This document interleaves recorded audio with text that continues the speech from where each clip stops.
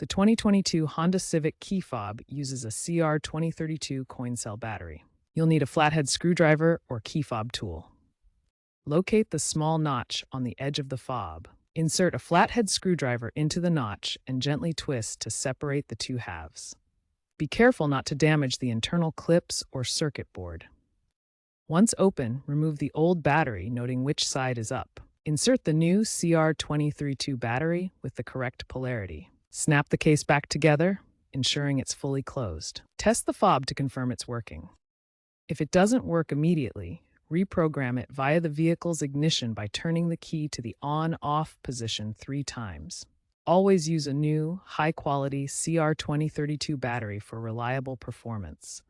The battery should have more than 2.8 volts to ensure proper function. Avoid cheaper alternatives that may cause erratic performance or failure.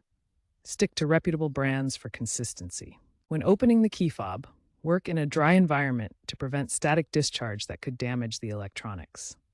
Be gentle when opening to avoid breaking the plastic clips. If clips break, repair could cost $50 to $100.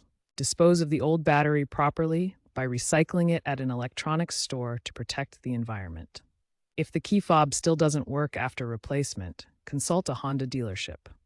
DIY replacement saves you $40 to $60 compared to dealership service. You can always use the physical key at any time if the key fob's battery has died.